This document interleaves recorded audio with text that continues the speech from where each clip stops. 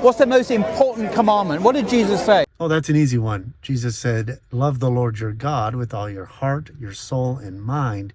This is the first and great commandment. No. Jesus said the greatest commandment is this: Hear, O Israel, the Lord our God, the Lord is one. No, Jesus said the first and great commandment is to love the Lord your God with all your heart.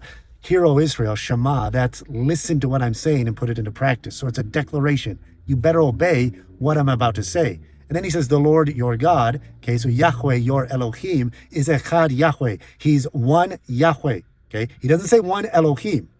He says one Yahweh. That's important. And he uses the word Echad. Echad is not Yasir.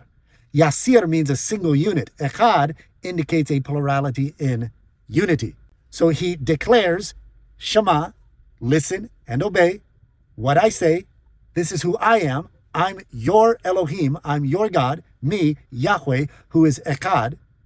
And what are you supposed to do? Love the Lord your God with all your heart, your soul, your mind, your strength. That's different aspects of man's makeup. There's a plurality in what unifies man. What makes a man? Man is not just heart. Man is not just body. Man is not just soul. He's not just spirit. Man is all of those things in one. The commandment, the greatest, the first, is to love the Lord your God with all your being. Which God? Yahweh. Who is he? Your God. What am I supposed to do? Shema, listen and obey. Come on, these guys they're simpletons, aren't they? They're really just... Now, if Jesus was a Trinitarian Christian who believed that God was three persons, he would have said this is the greatest commandment. But he said the Shema. He repeated Deuteronomy 6:4. Oh, good for you, Paul. Yes, Jesus did quote the Shema. Jesus did declare that Yahweh truly is the God of Israel. He placed himself in the category of Yahweh. And by quoting Deuteronomy, he maintains the integrity of the revelation of God in the Old Testament because God again declared himself to be Echad. Yahweh is Echad.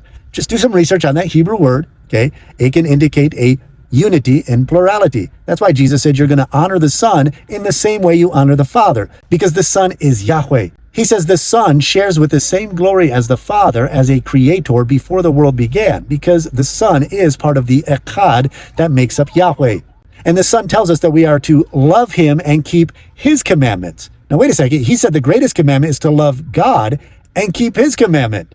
Which God are we supposed to love? Yahweh. Who is claiming to be Yahweh? Jesus. Does Jesus claim that Yahweh, there's a plurality in Yahweh? Yes. Does he affirm it by quoting the Old Testament? Yes, because the Old Testament says Echad. Does Jesus define for us what that plurality is? Yes, three persons, Father, Son, and Spirit.